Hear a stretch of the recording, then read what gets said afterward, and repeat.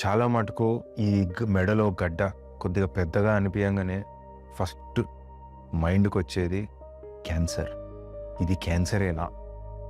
ఈ క్యాన్సర్ నేనా అనే లోపలనే చాలామందికి సర్జరీ చేసేయాలి, ఆ గడ్డను తీసేయాలి అనే చెప్పేస్తారు.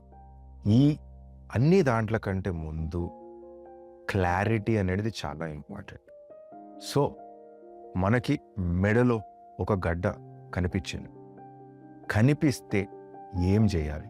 తొందరపడి, భయపడి, భయంలో సర్జరీ చేయించేసుకోవాలి, ఇది క్యాన్సర్ ఏమో అని అస్సలు అవసరం లేదు. మొదట ఏం చెయ్యాలి? ఎప్పుడు చెయ్యాలి? ఏంటి అనేది ఈ వీడియో చూసి తెలుసుకోండి. సో, ఈ వీడియోలో నేనేమి చెప్తాను అంటే, మెడలో గడ్డ అనేది మనకు కనిపించినప్పుడు ఏం చేయాలి? ఎప్పుడు భయపడాలి? ఎప్పుడు సర్జరీ చేయించుకోవాలి? ఎప్పుడు సర్జరీ లేని ఆల్టర్నేటివ్ పద్ధతులు చేయించుకోవాలి? ఏది బెటర్ అనేది ఈ వీడియో చూసి కంప్లీట్గా చూసి తెలుసుకోండి. అండ్ మీకేమన్నా డౌట్స్ ఉంటే కింద కామెంట్ సెక్షన్లో రాయండి, దానికి నేను పర్సనల్గానే రిప్లై చేస్తాను. సో, నా పేరు doctor Pradyumna Reddy, consultant interventional radiologist. And ఈ థైరాయిడ్ గడ్డలకి ఏమాత్రం సర్జరీ లేకుండా thyroid nodule ablation, thyroid nodule embolisation అనే పద్ధతులను చేసే డాక్టర్ని నేను. అండ్ ఇలాంటివి చాలా వందల ప్రొసీజర్లు చేశాను. అండ్ నా పేషెంట్స్ నన్ను ప్రేమతోని స్కార్లెస్ థైరాయిడ్ డాక్టర్ అని అంటారు. సో, ఈ థైరాయిడ్ నాడ్యూల్స్ గురించి మొత్తం డీటెయిల్స్ ఈ వీడియో చూసి తెలుసు. సో, ఫస్ట్గా మనకి మెడలో గడ్డ కనిపించింది. ఆ గడ్డ చాలా మటుకు క్యాన్సర్కి ఏమాత్రం కారణం కాదు. అంటే బినైన్, క్యాన్సర్ కాదు. చాలా మటుకు దగ్గర ఒక 80% వరకు మెడలో వచ్చే గడ్డలు క్యాన్సర్కి కారణం కావు. ఒక 20% వరకు క్యాన్సర్ అయ్యే అవకాశం ఉంటుంది.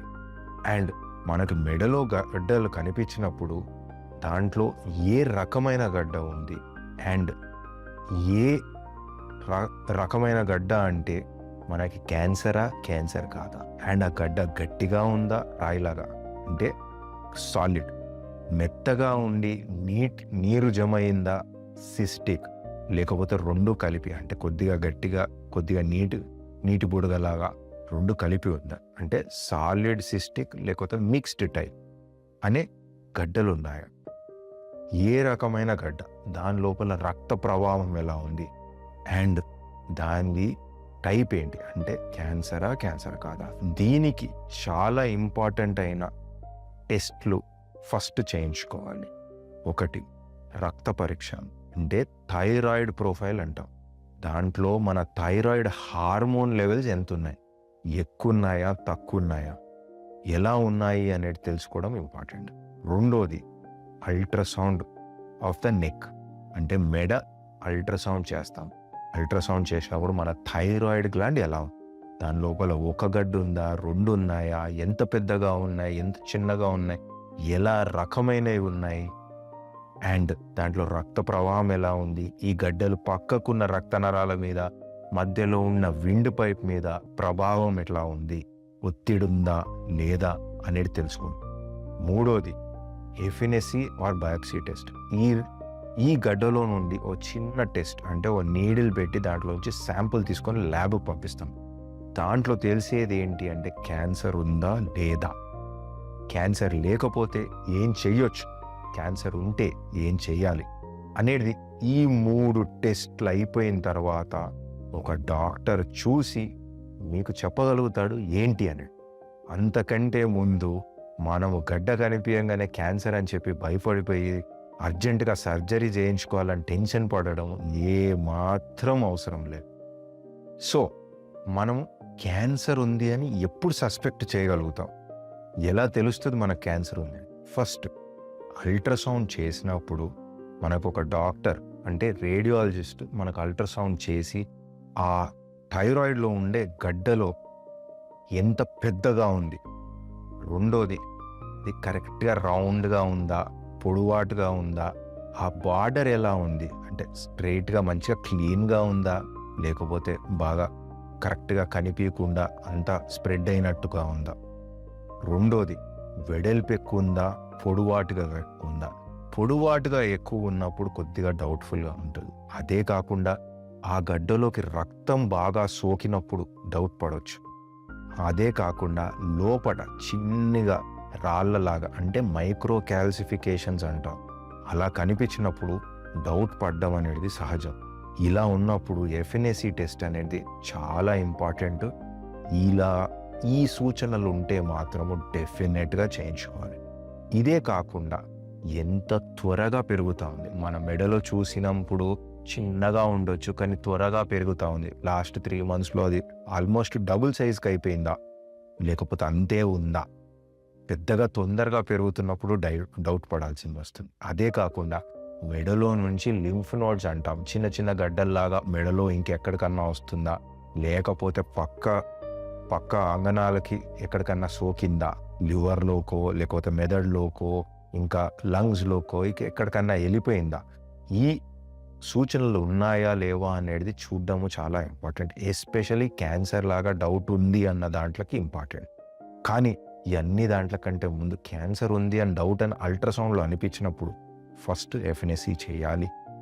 చేసిన తర్వాతే అది ఏంటి, దానికి ఏమి ట్రీట్మెంట్ అనేది తర్వాతనే తెలుస్తుంది. అండ్ అదే కాకుండా క్యాన్సర్ అని బాగా స్ట్రాంగ్గా ఎప్పుడు తెలుస్తుంది, క్యాన్సర్ అని స్ట్రాంగ్గా తెలిసేది ఎప్పుడు అంటే అల్ట్రాసౌండ్లో.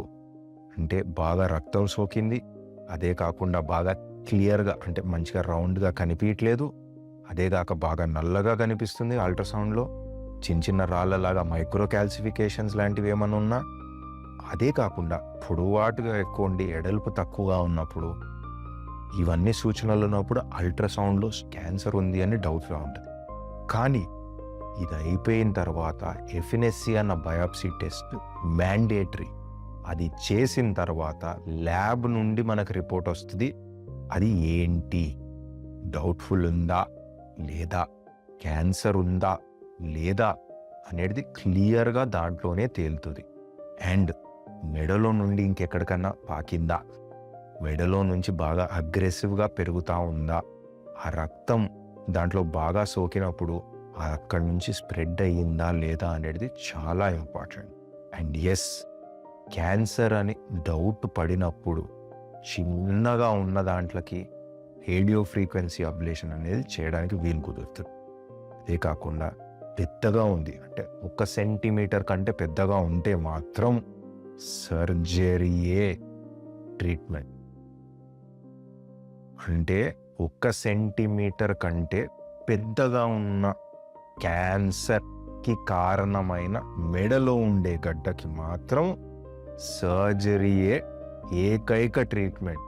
ఇంకా వేరే ట్రీట్మెంట్స్ చాలా తక్కువ పని చేయవు.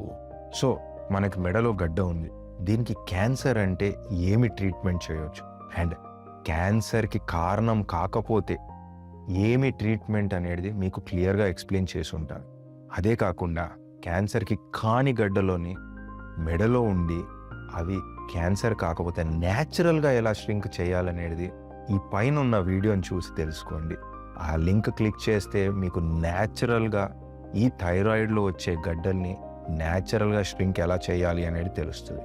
అదే కాకుండా మీకు ఇంకేమన్నా డౌట్స్ ఉన్నా, క్వేరీస్ ఉన్నా కింద కామెంట్ సెక్షన్లో కమెంట్ చేయండి, నేను పర్సనల్గా దానికి ఆన్సర్ ఇస్తాను. అండ్ ఇదే కాకుండా మీకు ఇంకేమన్నా వీడియోస్, ఇంకేమన్నా డౌట్స్ ఉంటే దాని గురించి కమెంట్ చేసినా దాని మీద వీడియోస్ తీస్తాను. అండ్ నా పేరు doctor Pradyumna Reddy. Thank you for watching my video.